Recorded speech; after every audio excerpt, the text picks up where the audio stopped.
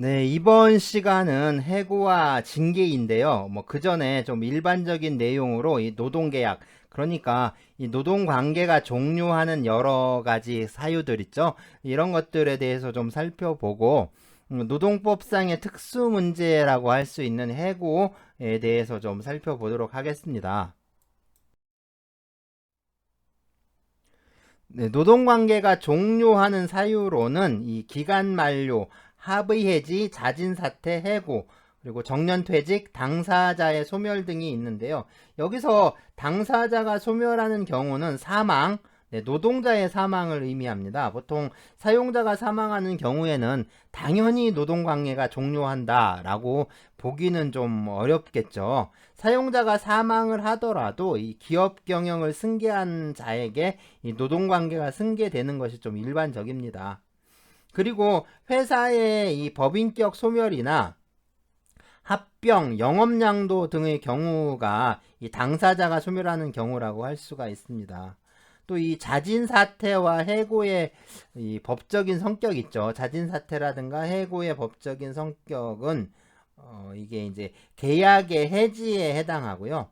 노동관계가 종료하는 사유 중에서 특히 이제 문제가 되는 게 바로 이 해고죠, 해고. 그래서 해고 역시 사용자에 의한 노동계약의 해지라고 할 수가 있습니다.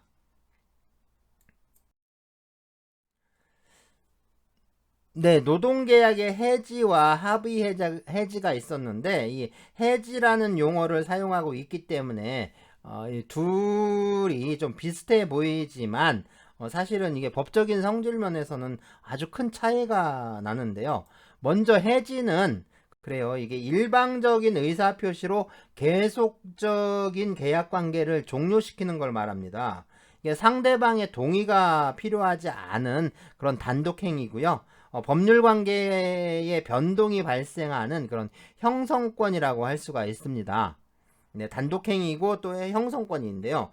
이 해지가 단독행위라면 합의 해지는 계약에 해당하는데요. 다시 말해서 일방적 의사표시만으로는 효력이 발생하지 않고 이 의사표시에 합치가 있어야 한다라는 의미입니다. 그러니까 이 합의 해지는 결국에 합의가 필요하니까 이거는 성격이 계약인 거죠.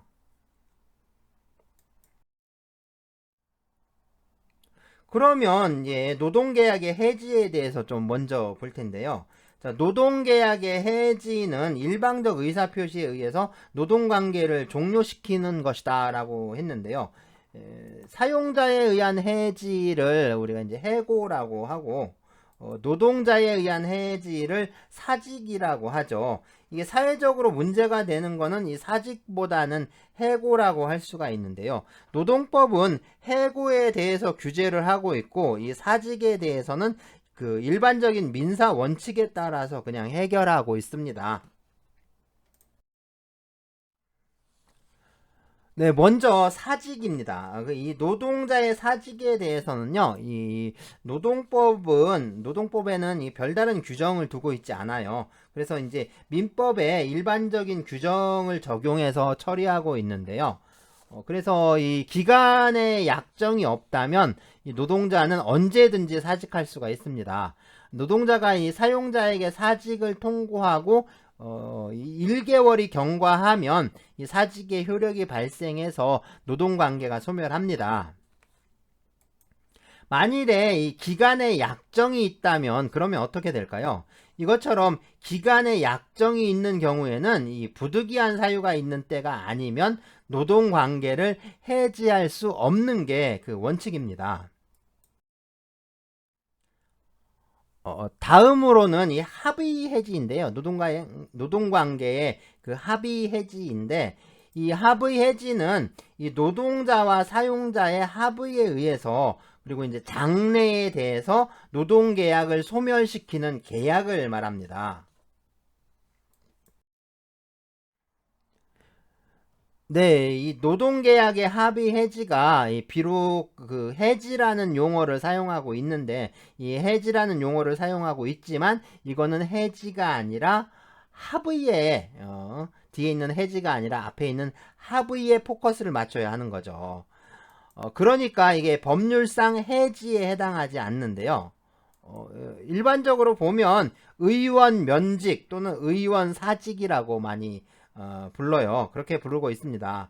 그래서 통상은 노동자가 이 사직서를 제출하고 사용자가 이것을 수리하는 방법이 많이 이용되고 있고요.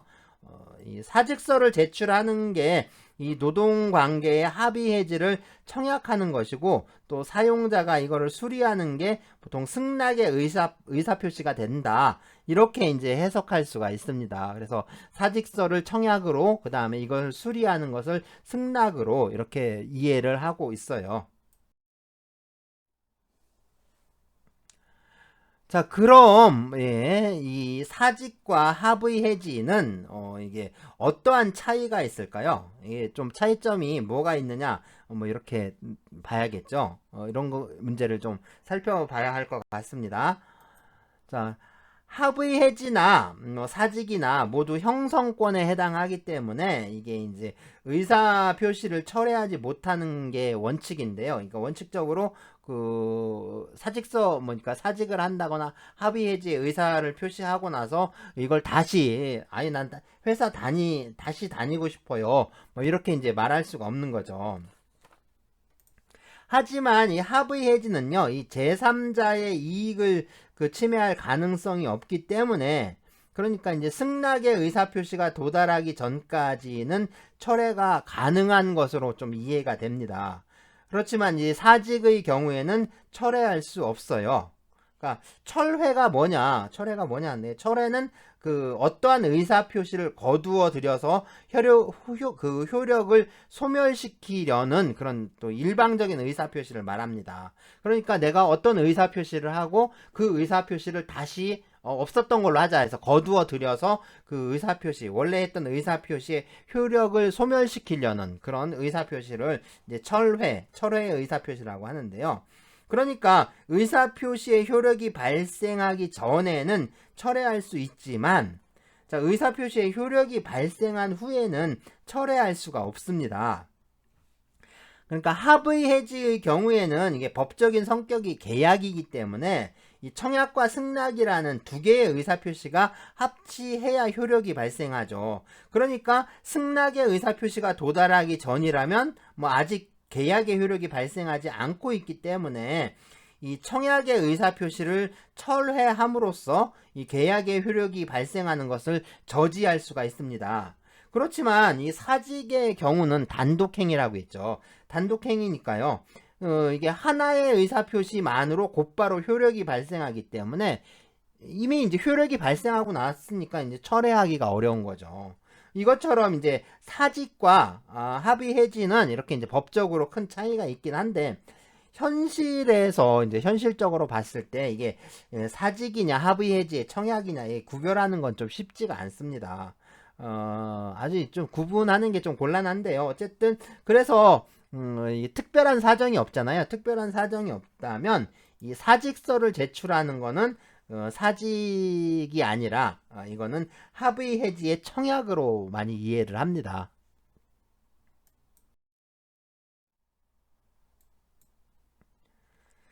사용자에 의한 그 노동계약의 해지를 해고라고 한다라고 했는데요. 이 해고는 결국에 이 노동자의 처지에서 본다면 이 직장을 잃고 또 생계에 위협을 받는 그런 상황을 초래하는 거기 때문에 이 노동법은 이 사용자에 의한 자유로운 해고를 좀 제한하고 있습니다. 그래서 해고에 관한 규정은 결국에 이제 해고 제한법이라고 부르기도 하는데요. 자, 이제 해고죠. 이제 해고에 대한 내용인데요. 이 해고에 대해서는 근로기준법 제23조에서 사용자는 노동자에게 정당한 이유 없이 해고, 휴직, 정직, 전직, 감봉, 그 밖에 징벌, 이걸 이제 통칭해서 이제 부당해고 등이라고 한다라고 했는데, 이런 것들을 하지 못한다라고 규정하고 있습니다. 그리고 이제 제2항에서 보면 사용자는 노동자가 업무상 부상 또는 질병의 요양을 위하여 휴업한 기간과 그 후 30일 동안 또는 산전 산후의 여성이 이 법에 따라 휴업한 기간과 그 후 30일 동안은 해고하지 못한다 라고 하고요. 단서로 다만 사용자가 제84조에 따라 일시 보상을 하였을 경우 또는 사업을 계속할 수 없게 된 경우에는 그러하지 아니하다라고 규정하고 있습니다. 노동자를 해고하려면 해고를 할 만한 정당한 이유가 있어야 하는데요. 네, 현실적으로는 이 취업규칙이나 단체 협약에 그 해고 사유를 정하고 있는 것이 보통입니다. 하지만 이 단체 협약과 취업규칙의 이유가 정해져 있다라고 해서 이 단체 협약과 취업규칙에 정해진 사유에 따라 해고를 했다. 그랬다고 해서 이게 모두 정당하다. 이렇게 평가될 수 있는 건 아니고요. 해고 이유가 실질적으로 정당한지에 대한 어떤 그런 이제 법적인 평가가 있어야 합니다. 그런 법적인 평가가 이루어져야 하는 거고요. 해고의 정당한 이유에 대해서는 이제 이게 개별적인 사안에 따라서 좀 구체적으로 판단할 수밖에 없는데요. 이 통상적으로 이 정당한 이유는 사회 통념상 노동계약을 계속시킬 수 없을 정도로 노동자에게 책임 있는 사유가 있다거나 또는 이제 부득이한 경영상의 필요가 있는 경우 이렇게 그런 경우를 가리킨다 라고 해석이 됩니다. 네, 지금까지 본 근로기준법 제23조는 보통 일반해고 또는 통상해고 이렇게 부르는데요. 이제 근로기준법 제24조 경영상 이유에 의한 해고를 보겠습니다. 근로기준법 24조의 제24조의 표제어는 그러니까 제목이 기죠. 이제 경영상 이유에 의한 해고의 제한 이렇게 되어 있는데요. 이 경영상 이유에 의한 해고라는 표현보다는 이 정리해고라는 표현이 더 익숙한 것 같아요. 그래서 이른바 이 정리해고는 법률에 규정을 두고 있지 않았는데요. 이게 판례에 의해서 발달을 하다가 이후에 입법에 반영이 되게 됩니다. 네, 이게 현행 근로기준법 제24조죠. 네, 먼저 제1항입니다. 사용자가 경영상 이유에 의하여 노동자를 해고하려면 긴박한 경영상의 필요가 있어야 한다. 라고요. 이 경우 경영 악화를 방지하기 위한 사업의 양도, 인수, 합병은 긴박한 경영상의 필요가 있는 것으로 본다. 라고 정하고 있습니다. 네, 이 첫 번째 요건인 이 긴박한 경영상의 필요성인데요. 이 요건은 원래 그 인원을 정리하지 않으면 기업 도산이 초래할 정도, 그 정도로 고도의 어떤 경영 위기 상태를 의미하는 것으로 파악이 됐는데요. 이후에 이제 객관적으로 볼 때 이 경영 합리화의 어떤 경영 합리화 조치의 합리성이 인정되는 정도면 족하다. 이렇게 이제 요건이 많이 완화가 됐습니다. 네, 그리고 경영 악화 방지를 위해서 사업을 양도하거나 이 기업 합병, 인수 등이 이루어지면 이거는 이제 긴박한 경영상의 필요에 의한 것으로 간주하고 있습니다. 그러니까 원칙적으로 이 사업을 양도했을 때에는 그 양수인을 해고권자라고 이제 해석을 하게 되는 죠. 네, 다음으로는 이 제2항인데요. 이 제1항의 경우에 사용자는 해고를 피하기 위한 노력을 다하여야 하며 합리적이고 공정한 해고의 기준을 정하고 이에 따라 그 대상자를 선정하여야 한다. 이 경우 남녀의 성을 이유로 차별하여서는 아니 된다. 라고 하고 있죠. 네, 그래서 이 두 번째 요건은 해고를 회피하려는 노력인데요. 자, 이거는 경영상의 필요가 긴박한 정도에 이르러서는 이 해고 이외의 다른 조치로는 그러니까 위기를 피할 가능성이 없는 그런 경우를 말합니다. 그러니까 아주 지금 회사가 부도가 날 수 있는, 기업이 그냥 무너질 정도의 그런 아주 위험한, 고도로 경영상의 위기가 닥친 그런 상황을 말해요. 그러니까 이제 따라서 다른 적절한 조치로 이 해고를 피할 수 있는 가능성이 있는데, 그런 가능성이 있었는데 해고를 하는 경우라면 이거는 부당 해고에 해당합니다. 자, 해고를 피할 수 있는 다른 조치는요, 이 신입사원의 모집을 중지한다거나, 뭐, 시간의 노동을 중단하는 거, 그 다음에 이제 분업이라든가 조업 단축, 그 다음에 순환휴직, 뭐, 희망퇴직, 뭐, 이런 것들을 실시하는 겁니다. 그런데, 앞에 봤던 이 첫 번째 요건 있죠. 이 긴박한 경영상의 필요성이, 이게 그 경영 합리화의 필요성 정도로 이렇게 많이 그러니까 완화가 됐잖아요. 이게 완화가 되면서 사실상 이 두 번째 요건은 그 의미가 희박해졌다라고 할 수가 있습니다. 그러니까 이게 이제는 거의 의미가 없는 거죠. 그래서 이제 이 두 번째 요건은 사실상 거의 아무런 의미가 없다라고 이렇게 좀 보입니다. 네, 다음으로 이 세 번째 요건은요, 이 공정하고 합리적인 기준에 따라 해고 대상자를 선정하라는 것인데요. 이 해고 대상자의 공정한 선발 기준으로는 뭐 근속 연수라든가 연령, 근무 성적, 뭐 기능의 숙련도, 뭐 이런 이 노동자 측의 조건과 또 이제 다른 이제 사용자 측의 조건이 함께 제시가 되고 있습니다.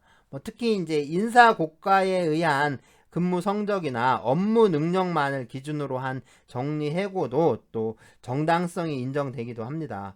자, 판례에 있는데 판례 한번 보면, 예, 그래서 노동조합 대표자와의 성실한 협의로 해고 기준에 관한 합의에 도달하였다면, 네, 이러한 사정도 해고의 기준이 합리적이고 공정한 기준인지 판단에 참작되어야 한다, 라고 하고 있죠.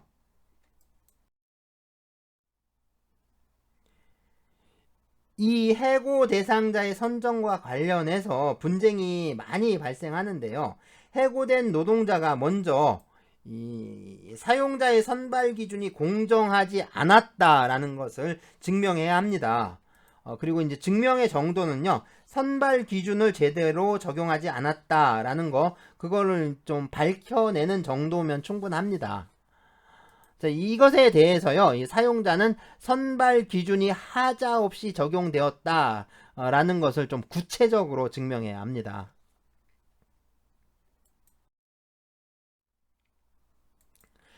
네, 해고 회피 노력에 있어서나 또는 해고 기준에 있어서 이 남녀의 성별을 이유로 차별할 수가 없죠. 이제 근로기준법 제24조 제2항의 이제 두 번째 문장이었는데, 이거 말고도 또 있었죠. 그래서 남녀 고용 평등과 일가정 양립 지원에 관한 법률에서 규정하고 있었습니다. 그래서 제11조 제1항에서 사업주는 노동자의 정년, 퇴직 및 해고에서 남녀를 차별하여서는 아니 된다라고 하고 있죠.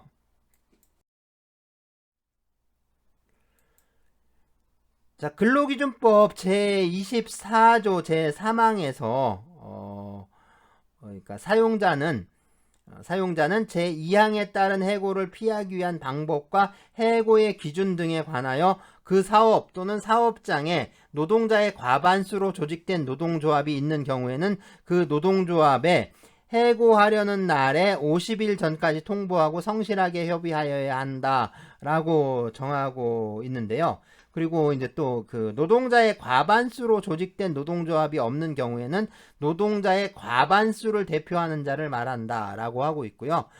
네, 이게 또 원래 이게 이 규정은 50일이 아니라 60일이었는데 2007년에 이 근로기준법을 전부 개정하면서 50일로 단축을 한 겁니다.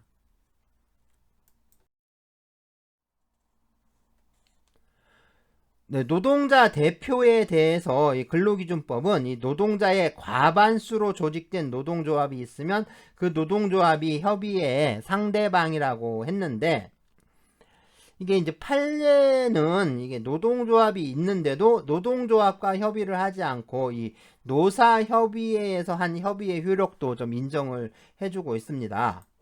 그래서 보시면 이 노사협의회의 목적이나 협의 사항에 관한 노사협의회법의 규정에 비추어 볼 때 정리해고에 관한 사항이 노사협의회의 협의 사항이 될 수 없다고 할 수도 없다라고 합니다.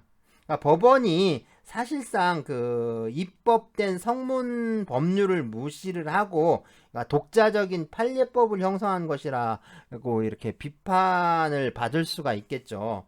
이런 경우가 좀 많은데요.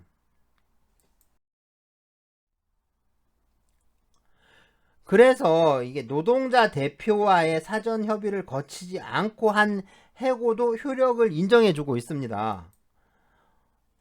네, 보시면 협의 절차를 거친다 하여도 별다른 효과를 기대할 수 없는 특별한 사정이 있는 때에는 사용자가 노동자 측과 사전 협의 절차를 거치지 아니하였다 하여 정리해고를 무효라고 할 수는 없는 것이다 라고 합니다. 자, 법원 판례는 이게 법이 아니라 사실은 이 제정법에 대한 해석이거든요. 그러니까 법을 해석한 법 해석인데, 판례의 태도가 이 정도면 사실상 이거는 법을 해석하는 게 아니라 판례에 의한 새로운 입법이라고 할 수가 있겠죠. 그러니까 판례에 의해서 오히려 사실 이제 성문법 체계가 붕괴되고 있는 것이 아닌가, 이게 좀 그렇죠. 이게 우려스러운 상황이라고 할 수가 있습니다. 네, 협의 기간도 이게 2007년 법률 개정으로 60일에서 50일로 단축이 되었는데요. 판례는 이 기간을 준수하는 게 해고의 효력 요건은 아니라고 합니다. 60일 일대에 나온 판례인데요. 그래서 60일 기간의 준수는 정리해고의 효력 요건은 아니라고 할 것이다 라고 하고 있죠. 그러니까 효력 요건이 아니라는 말은 이 기간을 지키지 않더라도 정리해고의 효력이 발생한다라는 말이 됩니다.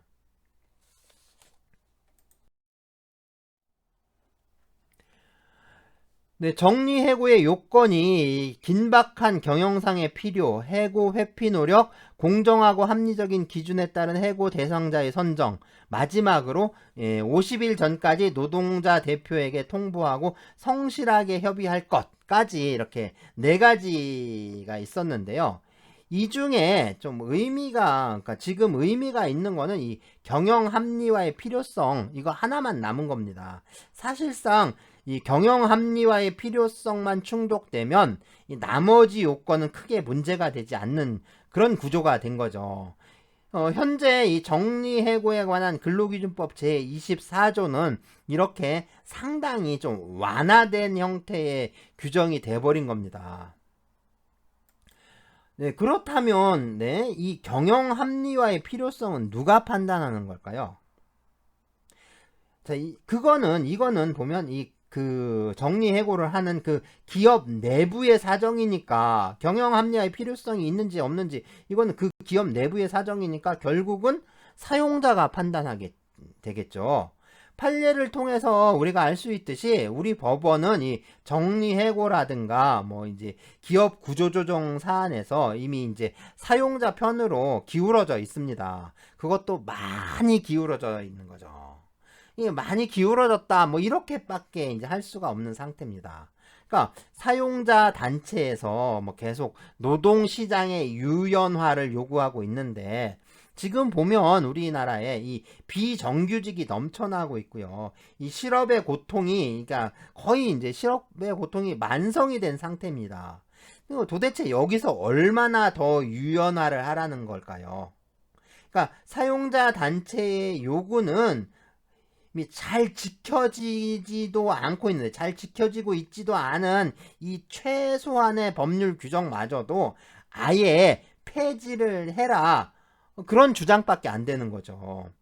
자, 그렇다고 해서 뭐 이 사람들이 시민법의 원칙과 정신 그런 것들을 지키는 것도 아닙니다. 그러니까 민법을 적용하자. 그럼 민법을 적용한다라고 해서 뭐 민법의 원칙이라든가 그런 정신을 지키지도 않고 있는 겁니다. 그럼 시민법의 정신, 그러니까 민법의 정신이 뭐냐? 그게 자유계약에 있는 게 아니에요. 민법의 정신은 자유계약에 있는 게 아니라 자유계약은 결국에 뭐냐면 상대방에 대한 배려와 존중에 있는 겁니다.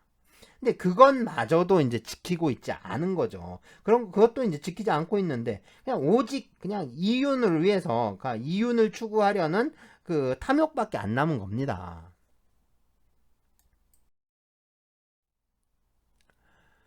자, 이 정리해고와 관련해서 예, 제4항에 사용자는 제1항에 따라 대통령령으로 정하는 일정한 규모 이상의 인원을 해고하려면 대통령령으로 정하는 바에 따라 고용노동부 장관에게 신고하여야 한다. 뭐 이런 규정 두고 있고요. 제5항에 사용자가 제1항부터 제3항까지의 규정에 따른 요건을 갖추어 노동자를 해고한 경우에는 제23조 제1항에 따른 정당한 이유가 있는 해고를 한 것이라고 본다라는 그런 규정들을 좀 덧붙이고 있습니다. 네, 이거 뭐 전혀 쓸데없는 규정들입니다. 노동부 장관에게 신고하라고 했는데 그럼 노동부 장관에게 신고하면 뭐 노동부 장관이 못하게 하겠어요? 그렇잖아요. 그러니까 우리는 지금 100명을 해고하겠다라고 그냥 신고하면 그냥 끝나는 거죠. 그래서 그리고 이제 그 100명을 자르는 겁니다. 그러니까 정리해고를 더 확실하게 하겠다라는 의미밖에 없는 거죠, 이건. 사실상 이런 규정들이 무슨 의미가 있는 것도 아니고 사실은 당연한 말이에요. 그냥 당연한 말인데 그걸 또 이제 조문으로 만들어 놓은 것 뿐입니다. 조문으로 만들어 놓고 결국에 뭐예요? 이거는 학생들하고 수험생들만 그냥 피곤해 주는 거죠. 이거 다 외우라고 하는 겁니다. 이게 상당히 괴롭히는 거죠. 이런 게 어떻게 보면 갑질일 수 있어요. 수험생들을 괴롭히는 이런 뭐랄까 이게 괴롭히는 거죠. 괴롭히는 갑질에 해당하는 거일 수 있습니다. 더군다나 이 제5항 있죠. 이 제5항은 더군다나 뭐 있으나 마나한 규정입니다. 뭐 아무런 사실은 의미도 없고 쓸데도 없는 이런 규정들이에요.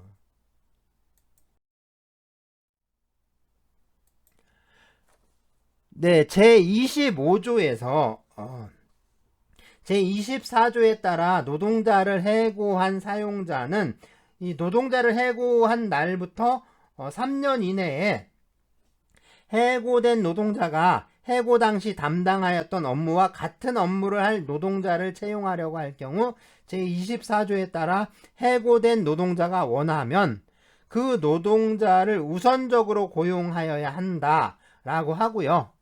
이제 그리고 제2항에서 정부는 제24조에 따라 해고된 노동자에 대하여 생계 안정, 재취업, 직업훈련 등 필요한 조치를 우선적으로 취하여야 한다라고 규정하고 있는데요. 뭐 이것도 그렇게 큰 의미를 둘 수 있는 규정은 아닙니다.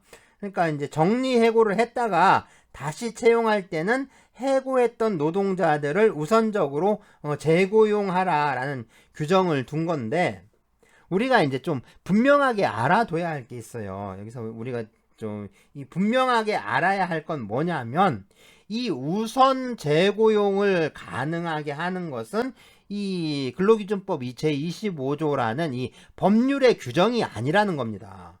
이거는 뭐냐면 우선 재고용을 가능하게 해줄 수 있는 거는 뭐냐면 노동조합의 단결력과 투쟁력에 있다라는 사실입니다.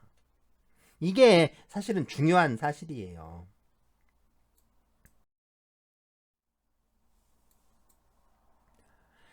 자, 이제 해고의 좀 절차적인 측면인데요. 이 근로기준법은 제26조에서 해고를 미리 예고하고 또 제27조에서는 해고 사유 등을 또 서면으로 통지하도록 하고 있습니다.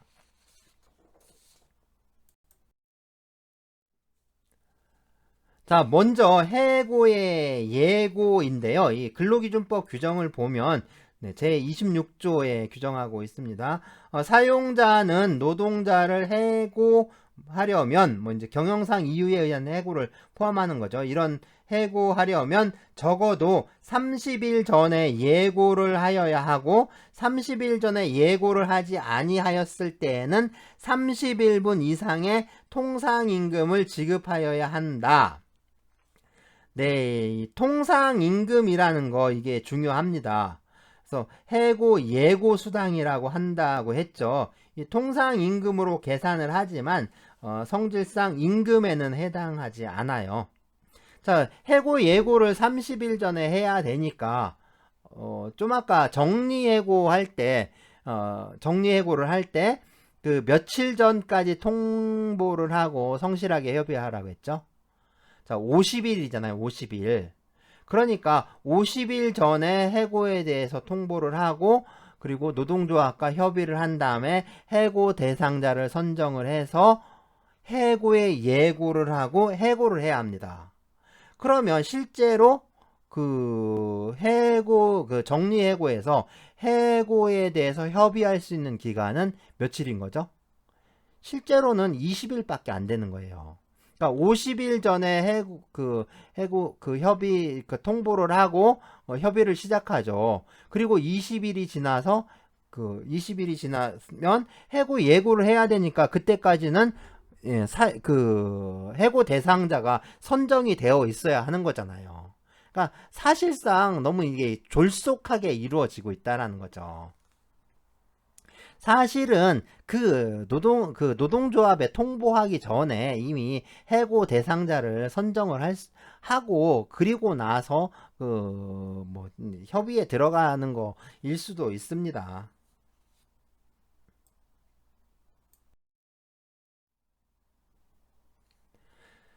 자, 그래서 이 해고의 예고 있죠. 해고의 예고. 그러니까 미리 알리는 거죠. 예고. 이 해고의 예고는 뭐 통상해고나 뭐 정리해고나 모두 그러니까 정당한 이유가 있는 해고에만 적용이 되는 거예요. 그래서 해고의 예고가 있었다라고 해서 해고가 정당화되는 것도 아니고요. 이 정당성 없는 해고가 또 적법한 것으로 되는 것도 아닙니다. 부당해고는요, 해고 예고가 있었느냐 없었느냐 하는 거랑 상관없이 그냥 다 불법이고 무효가 됩니다.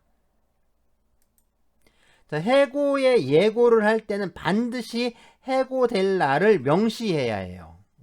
이걸 명시해야 합니다.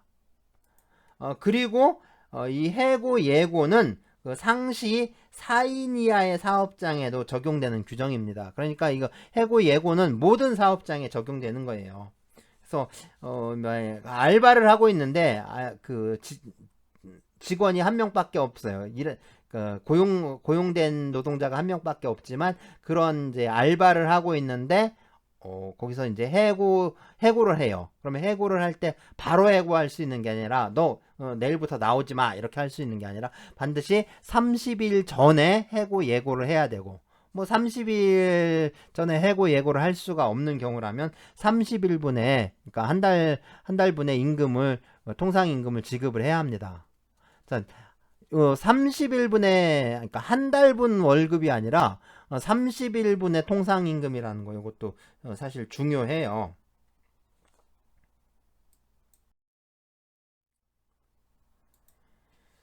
자, 해고 예고 기간 중에는 이 정상적인 노동관계와 마찬가지로 임금이나 노무 제공이 이루어져야 합니다. 그러니까 정상적으로 출근해서 이제 30일 후에 해고가 되지만 해고될 때까지 그날까지는 출근해서 일을 해야 하는데요. 다만 노동자가 이 새로운 취업을 위해서 부득이하게 결근하는 경우 있죠. 그래서 뭐 이제 새로운 직장을 알아봐서 뭐 지원서를 접수를 한다거나 또는 뭐 면접을 본다거나 하는 경우 있죠. 이런 경우에는 사용자가 비록 이제 결근을 하더라도 그러니까 노동자가 결근을 하더라도 이 사용자는 임금을 좀 지급을 해야 한다. 임금은 지급해야 하는 것으로 이렇게 해석이 됩니다. 네, 사용자가 해고 예고 기간인 이 30일을 기다리지 않고 바로 해고하려면 이런 경우에는 그렇죠. 이제 해고 예고 없이 즉시 해고를 할 때는 30일분 이상의 통상임금을 지급하도록 하고 있습니다. 그러니까 31분 이상이니까 딱 뭐 31분 채워주겠죠. 자, 해고와 관련된 이 금품, 이거 해고 예고 수당 또는 해고 수당, 해고 예고에 가름하는 지급 뭐 이렇게 부르고 있는데요. 네, 이게 수당이라는 명칭이 붙어 있긴 하지만 네, 성격상 임금에 해당하지 않죠. 성질상 법적인 성격은 이게 임금에 해당하지가 않습니다. 그렇기 때문에 이건 퇴직금과는 별도로 지급을 해야 돼요. 그러니까 퇴직금의 법적 성격은 임금이잖아요. 임금인데 나중에 지급하는 임금이라서 이게 후불임금 또는 임금 후불 뭐 이렇게 부르고 있었죠. 또한 이 중요한 게 30일이니까 보통 이제 한 달이라고 생각하는데 이 한 달분의 통상임금이 아니라 30일분의 통상임금입니다. 어느 게 많을까요? 이게 뭐냐면은 그 유급 휴일이 며칠이냐에 따라서 달라지거든요. 만약에 이 유급 휴일이 그래요. 유급 휴일이 그 일주일에 하루밖에 안 된다라고 하면 그 일주일에 6일씩 그러니까 6일치만 그 임금이 지급되는 거잖아요. 그러니까 한 달을 근무를 하더라도 무급 휴일이 있기 때문에 30일이 되지가 않죠. 하지만 그래 유급 휴일이 이틀 다 유급 휴일이라면 물론 이제 31분의 임금이나 뭐 한 달분의 임금이 이제 같을 수가 있지만 근데 그런 경우는 그러니까 현재 그러니까 현실에서 봤을 때 그 이틀 모두 유급으로 하는 경우는 상당히 좀 드뭅니다. 더군다나 이제 뭐 이제 비정규직이라든가 뭐 또 이제 알바라든가 아르바이트생 같은 경우들 보면 이 휴일이 인정되지 않는 경우들이 있어요. 휴일이 인정되지 않는 경우에는 일주일에 뭐 5일 일하면 5일치밖에 못 받는 거잖아요. 그러니까 그런 경우에는 당연히 이게 이제 계산을 해서 30일분의 이제 통상임금을 받아야 하는 거죠. 그러니까 한 달치 월급을 더 받는다라고 해서 해고 수당을 받았다라고 할 수 없고 반드시 통상임금을 계산을 해서 그것에 30일분의 임금을 지급받아야 합니다.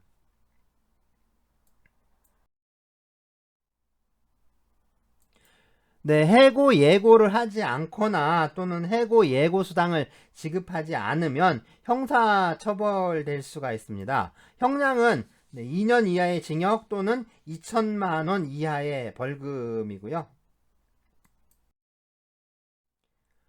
네, 이 해고 예고 제도에도 예외가 있는데요. 네, 근로기준법 제26조 단서입니다.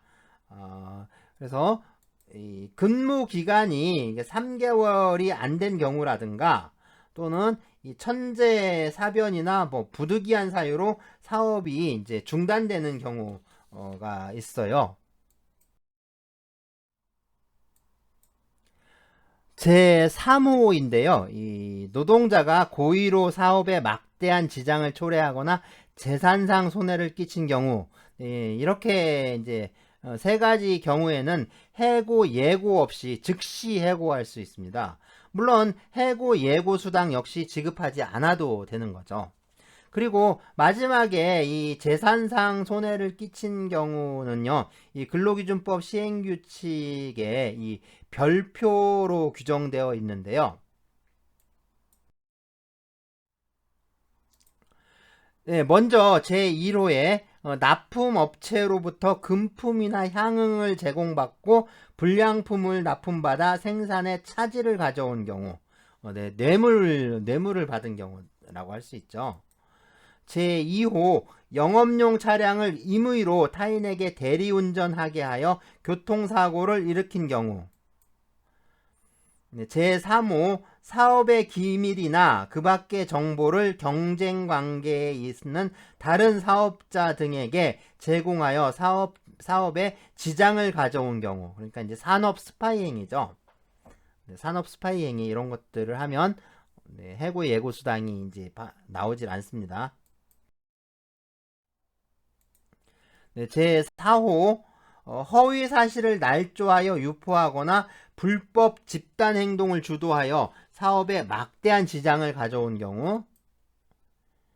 제5호 영업용 차량 운송 수익금을 부당하게 착복하는 등 직책을 이용하여 공금을 착복, 장기 유용, 횡령 또는 배임한 경우.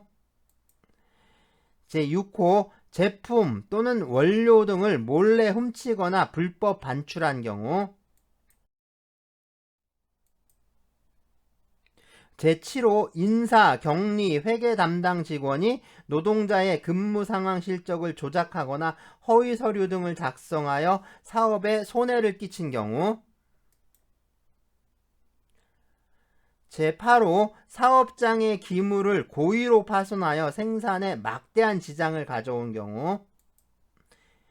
제9호 그 밖에 사회 통념상 고의로 사업에 막대한 지장을 가져오거나 재산상 손해를 끼쳤다고 인정되는 경우. 자, 이런 경우에는 해고를 예고하지 않아도 되고요. 또 해고 예고 수당을 지급하지 않고 즉시 해고할 수 있습니다. 회사마다 이 취업 규칙이나 단체 협약이 다 다르겠지만 사실 이러한 비리 행위와 관련해서 해고되는 경우에는 이 퇴직금 감액에 대한 규정을 두는 게 또 일반적입니다. 그러니까 이 퇴직금도 다 못 받는 거죠. 물론 이와 별도로 형사처벌을 받을 수 있고요. 회사의 손해에 대한 배상 책임 역시 당연히 발생을 합니다.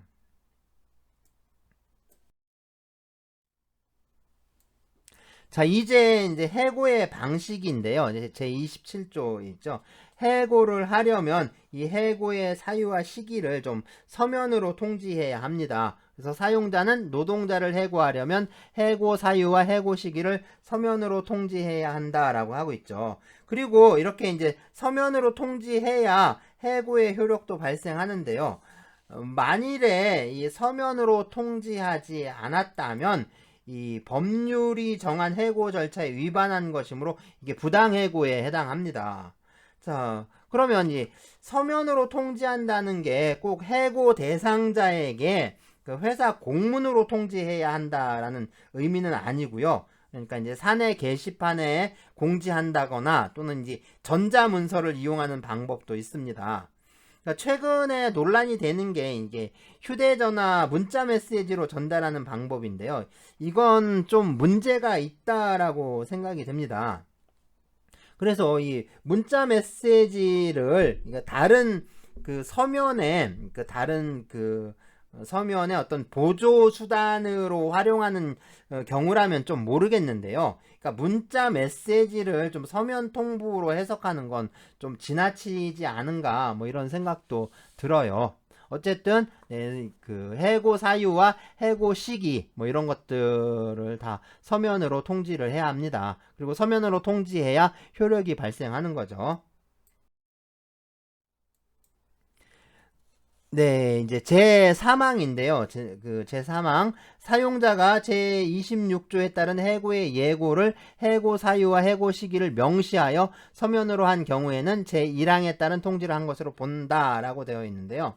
이게 뭐냐면 해고 예고를 서면으로 하는 경우에는 이 해고에 대한 서면 통지가 있었던 것으로 간주하는 겁니다.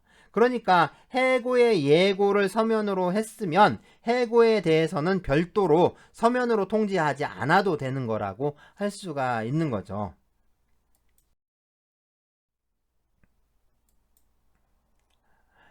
자, 다음은요, 이 징계인데요. 사용자는 기업 경영의 목적을 위해서 꼭 필요한 그 기업 내 직장 질서를 정립하고 또 노동자들이 이러한 기업 질서에 위반하는 경우에 그런 경우에는 이 일정한 불이익을 부과할 수가 있습니다. 그래서 이러한 불이익을 뭐 이제 통상 징계 또는 징계 처분이라고 이렇게 부르는데요.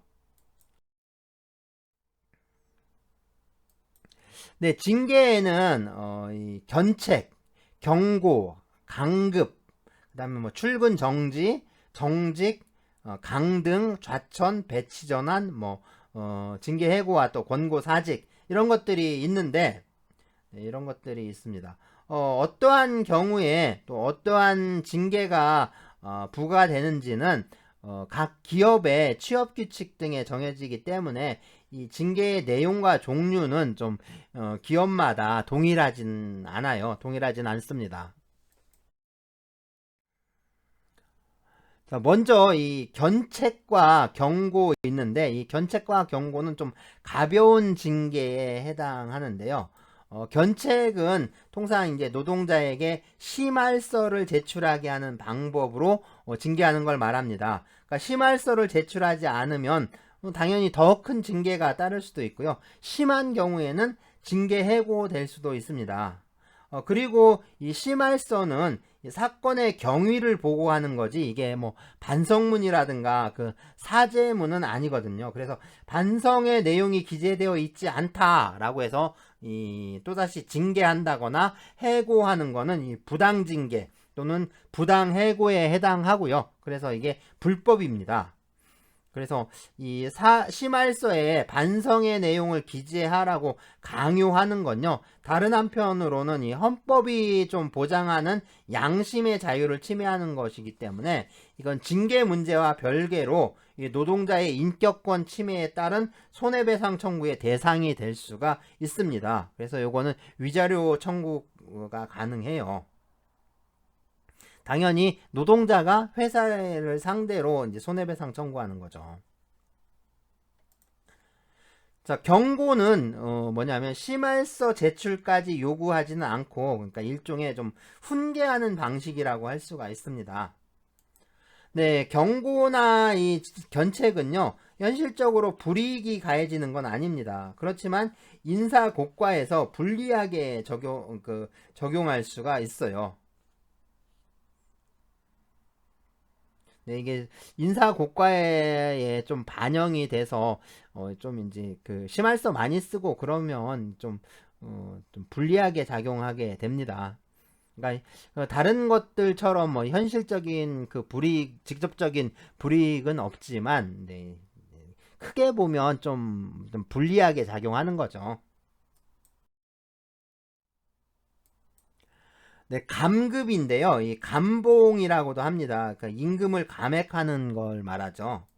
자, 근로기준법에는 이 감급에 대한 제한 규정을 두고 있습니다. 제 95조인데요. 취업규칙에서 노동자에 대하여 감급의 제재를 정할 경우에 그 감액은 1회의 금액이 평균 임금의 1일분의 2분의 1을, 그 다음에 총액이 1임금 지급기의 임금 총액의 10분의 1을 초과하지 못한다 라고 이렇게 규정하고 있습니다. 네, 이제 징계로서 임금을 감액할 수는 있지만 이게 이제 무한정 강급할 수 있는 게 아니라 법률에 제한이 따른다는 점, 뭐 이거를 기억해 두면 될 것 같아요. 그래서 이게 법률에 제한이 따르게 됩니다. 네, 사용자가 이 지각, 뭐 조퇴, 결근으로 이 노동을 제공하지 않은 시간에 대해서 임금을 공제하는 경우가 있는데요. 자, 이런 경우에는 이거는 임금을 계산하는 방법에 불과합니다. 그러니까 임금에서 노동력을 제공하지 않은 시간에 해당하는 그 부분만큼의 액수를 공제하고 임금을 지급하는 것 뿐이지, 그러니까 이게 이제 그 감급 또는 뭐 이게 징계에 해당하는 건 아니에요. 그래서 지각한 시간만큼 월급에서 떼는 거는 감봉 또는 감급이 아니라 그냥 임금을 계산하는 방법입니다. 네, 다음으로 이 출근 정지와 정직이 있는데요. 이 노동 계약을 존속시키면서 일정한 기간 동안 노무 제공을 정지시키는 걸 말해요. 실무에서는 이 대기 발령이라는 용어를 사용하기도 하는데요. 일정한 기간 동안에 근신을 명령을 하고 좀 나아지지 않으면 자동 퇴직시키는 그런 제도와 좀 연계시켜서요. 그러니까 해고를 회피하는 방법으로도 많이 이용되고 있습니다.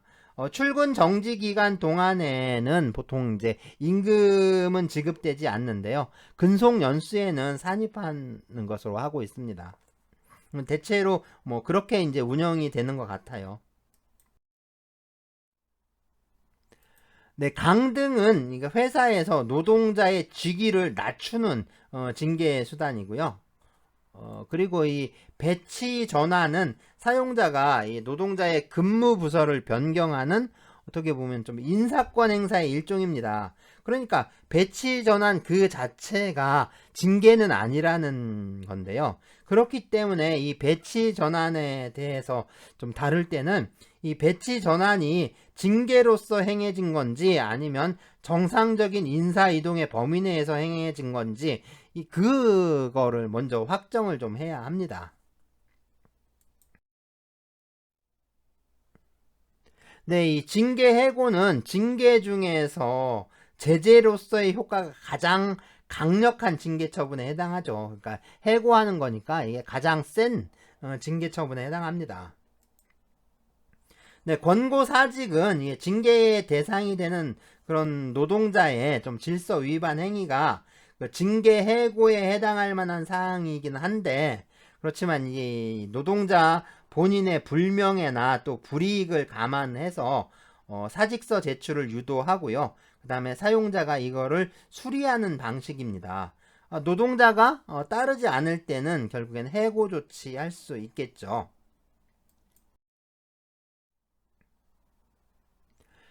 이와 같은 여러 종류의 징계 처분을 하려면 징계를 할 만한 정당한 이유가 있어야 합니다. 보통 이 징계의 사유는 취업규칙에 정하고 있는데요. 이 취업규칙에 정하고 있는 징계 사유가 이게 이제 좀 본래적 의미의 징계 사유인지 이게 또 문제가 될 수 있습니다. 뭐 예를 들면 대부분의 회사의 그 취업 규칙에는 지각이나 뭐 무단 결근을 이 징계 사유로 규정하고 있는데, 이 지각이나 무단 결근과 같이 이 노무 제공을 좀 불성실하게 하는 행위는 일종의 노동계약 위반, 그러니까 채무 불이행에 해당하는 것이라고 할 수가 있죠. 자, 이것에 비해서 본래적인 의미에서 이 징계의 대상이 될 수 있는 거는 뭐 기업 재산이라든가 기업의 물적 시설, 뭐 안전 규칙 등에 위반한다거나 또는 범법 행위를 저지르는 경우 또는 회사의 기밀이나 영업 비밀을 누설한 행위, 이런 것처럼 기업의 어떤 공동 질서를 위반하는 행위들입니다. 그래서 이제 이게 좀 채무 불이행 행위와 그 다음에 어떤 직장 질서를 위반하는 행위는 서로 좀 구분이 되는 건데, 하지만 이제 이 판례라든가 아니면 실무 같은 경우에는요, 이 채무 불이행과 직장 질서 위반 행위를 구분하지 않고 모두 징계 사유로 처리하고 있습니다. 네, 그런데 그런 경우도 있을 수 있잖아요. 이거 채용 시에 채용할 때 경력을 사칭한다거나 이력서를 허위로 기재하는 경우, 이런 경우는 어떨까요? 자, 이거를 징계 사유로 삼을 수 있느냐라는 건데, 엄밀하게 말하자면 이 경력 사칭이나 뭐 이력서 허위 기재는 이건 노동 계약을 체결할 때의 문제이기 때문에 이미 체결된 노동 계약을 위반하는 행위라고는 할 수가 없는 거죠. 또 이게 이 노동 계약을 전제로 하는 직장 질서의 위반 행위라고도 할 수가 없습니다. 그렇기 때문에 이 노동 계약을 체결하고 현재 노동 관계에 있는 그런 노동자에게 직장 질서 위반을 이유로 징계 처분을 할 수 없다라고 이렇게 해석이 될 수 있는데요. 다만 이 노동자가 이 중요한 경력을 사칭해서 취업을 한 경우에 이 사용자가 직장의 규율 유지라는 거하고 관련해서 좀 구체적으로 이제 피해를 보는 경우들이 있을 수 있잖아요. 그런 경우에는 징계 사유로 인정이 좀 돼야 할 것 같죠.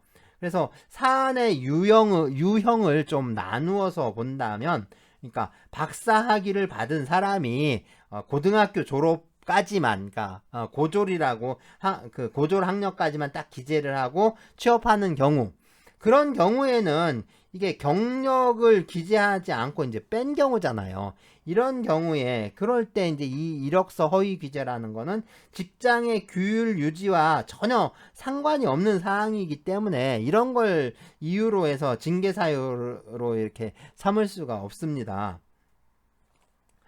자, 그렇지만 이게 대학을 또 졸업하지 않았는데 이 대학을 졸업했다라고 이제 기재를 한다거나 또는 뭐 특정한 자격증이 없는데도 자격증을 취득했다라고 뭐 하는 경우, 뭐 해당 분야에서 경력이 없는데 있다고 하는 경우, 뭐 경력 연수가 적은데 뭐 그거를 좀 뻥튀기해서 확장해서 기재하는 경우, 뭐 이런 경우들이 있을 수가 있죠. 자, 이런 경우처럼 채용 시에 경력을 허위 기재하는 거는 이 노동자가 어떤 성실 의무 또는 충실 의무에 위반해서 노무를 제공하는 거고, 그러니까 그렇게 하니까 이게 직장 질서에 큰 영향을 또 미칠 수가 있는 거죠. 그렇기 때문에 이런 경우에는 징계의 대상이 될 수 있다라고 이제 볼 수가 있습니다.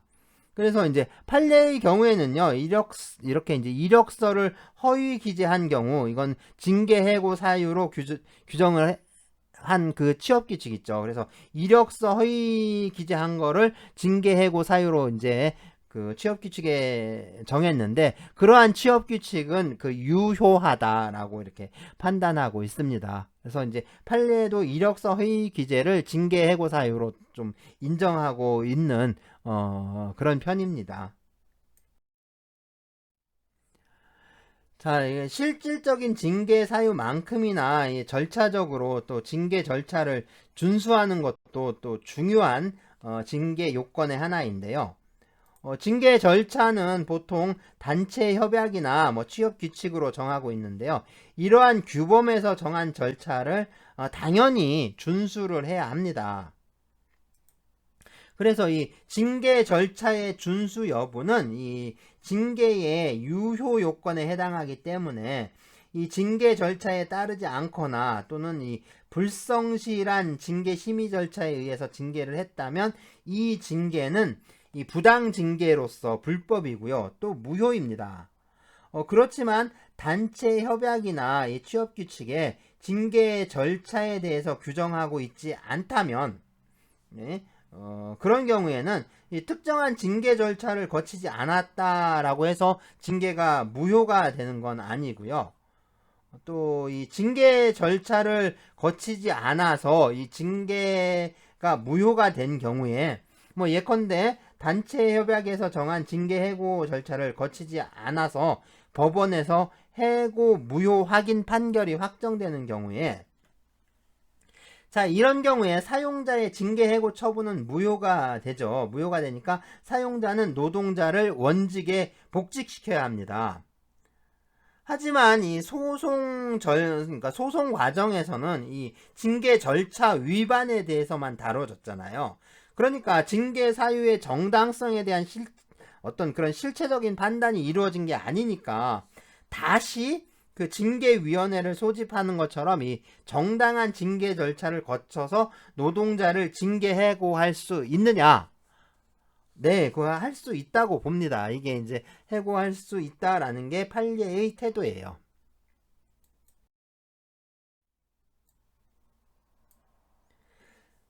해고나 징계에 정당한 이유가 없거나 또는 해고나 징계에 관한 정당한 절차를 거치지 않고 행해진 해고나 또는 그런 징계 있죠. 이런 경우에는 효력이 당연히 인정되지 않겠죠. 뭐 이게 결국에는 뭐냐면 이게 부당 해고에 관한 문제입니다.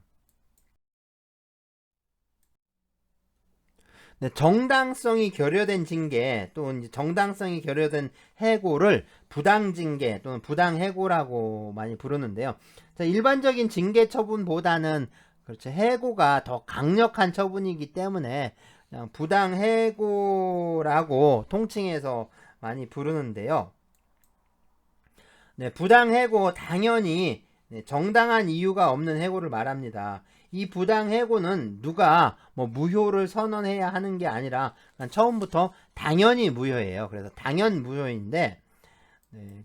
그리고 이제 또 해고의 정당성에 대해서는요, 이 사용자가 정당한 이유를 또 증명을 해야 합니다.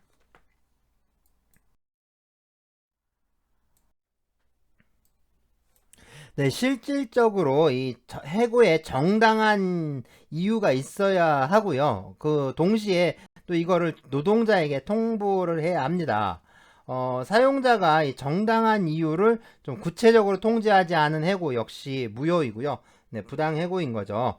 여기서 우리가 이제 주의해야 할 점이 있는데, 이 부당 해고 또 부당 징계라고 해서 이 부당이라고 표현을 쓰고 있지만, 이거의 법적인 성격은 부당한 게 아니라 불법입니다. 그러면 이 부당과 불법은 또 어떤 차이가 있는 걸까요?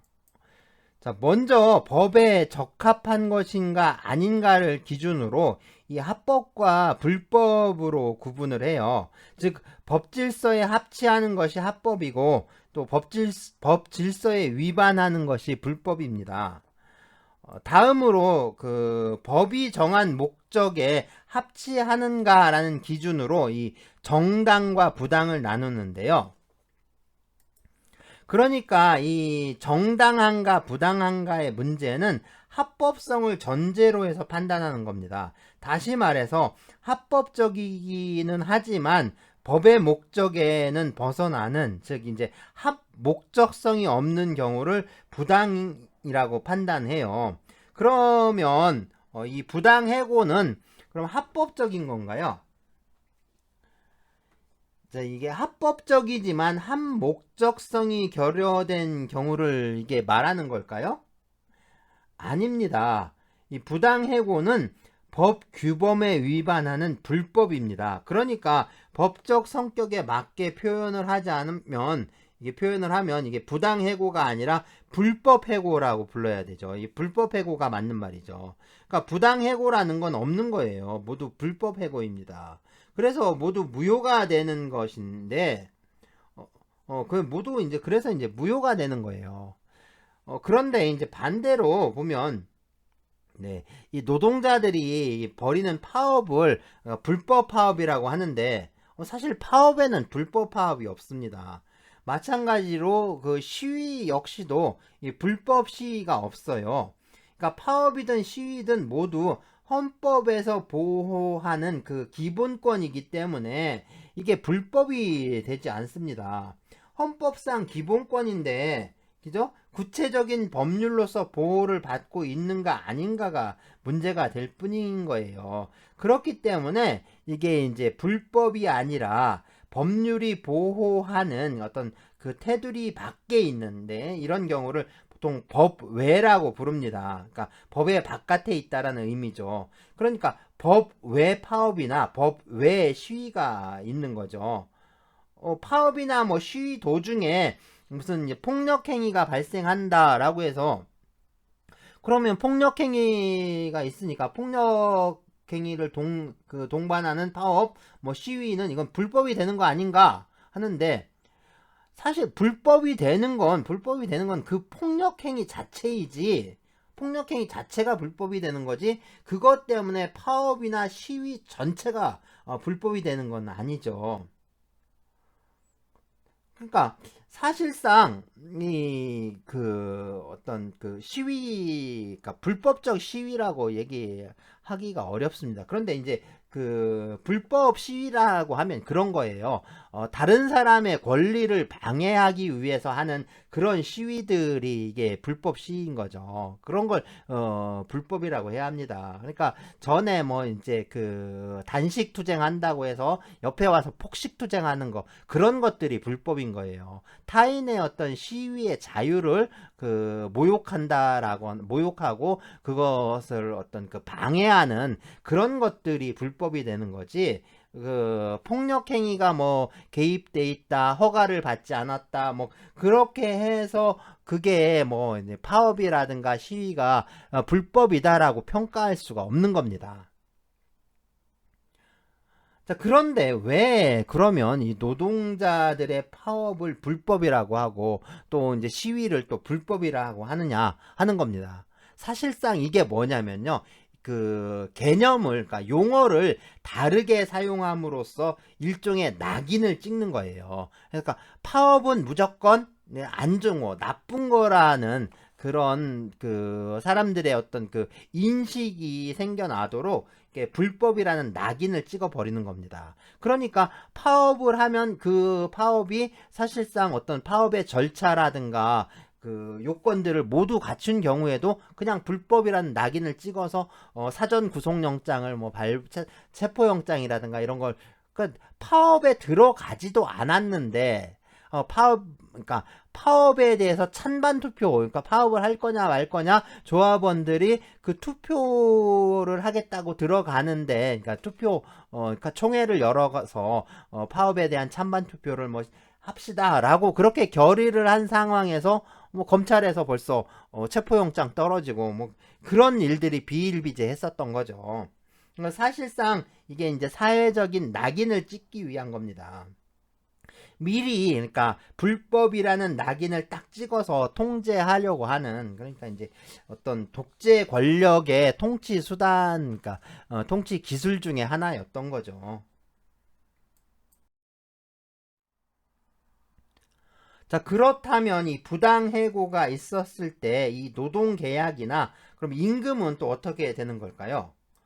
네, 부당해고는 무효입니다. 그래서 노동계약이 이게 종료하지 않고요.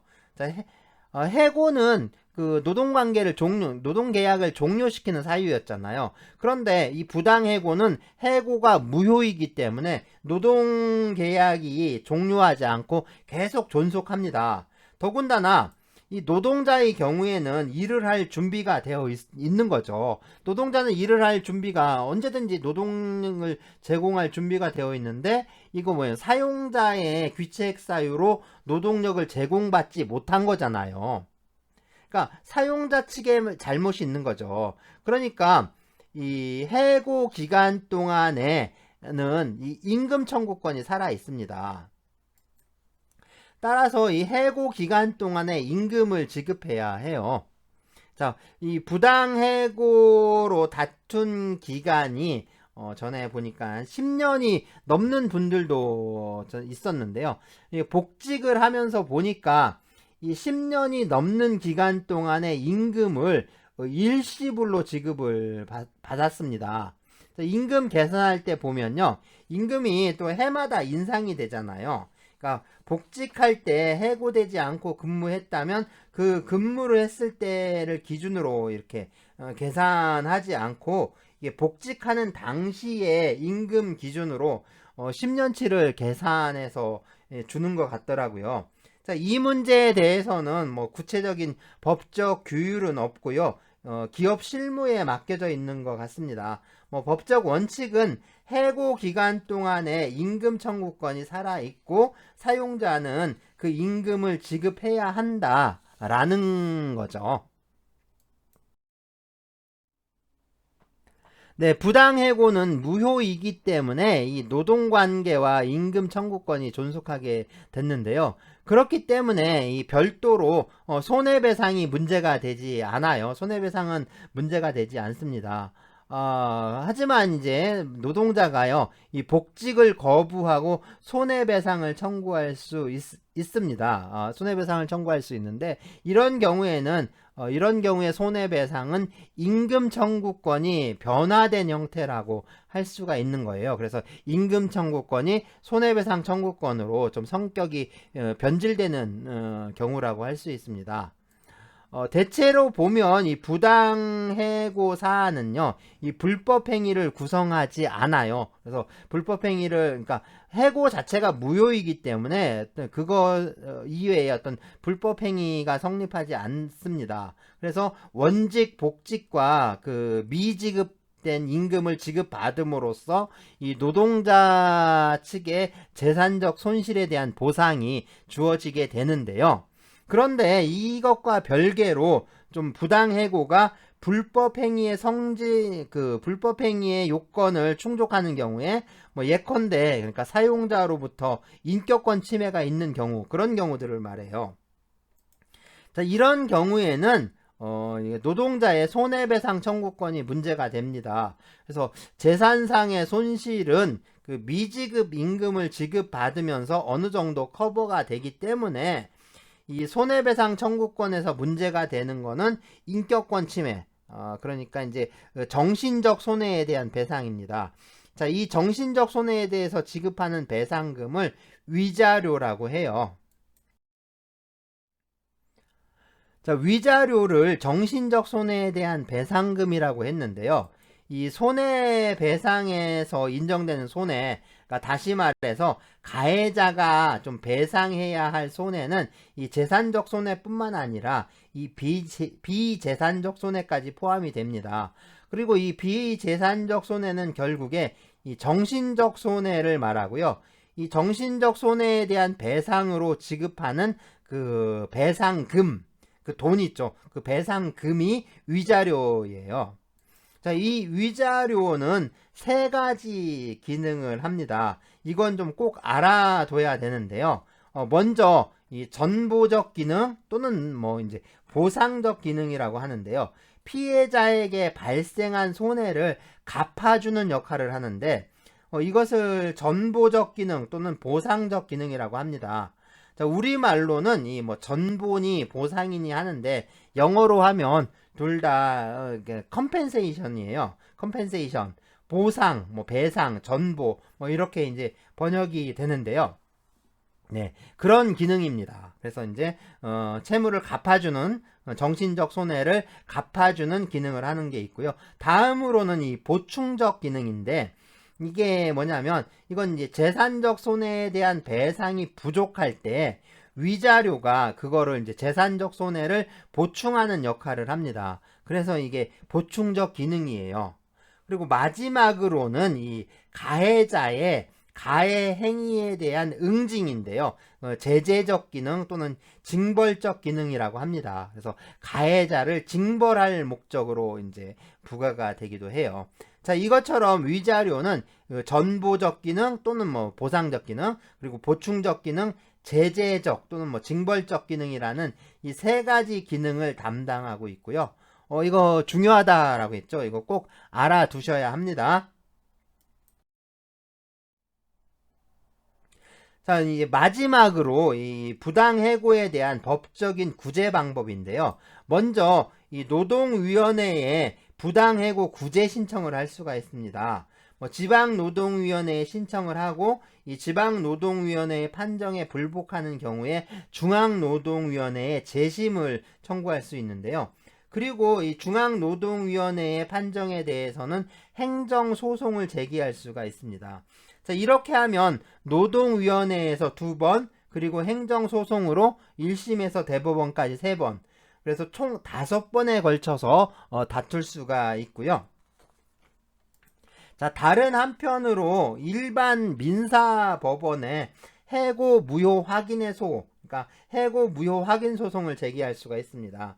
자, 일반적인 재판 절차로 이제 진행되는 거니까 이건 지방법원, 고등법원, 대법원 이렇게 3심제입니다. 그래서 3번에 걸쳐서 이제 그 판단을 받을 수가 있는 거죠.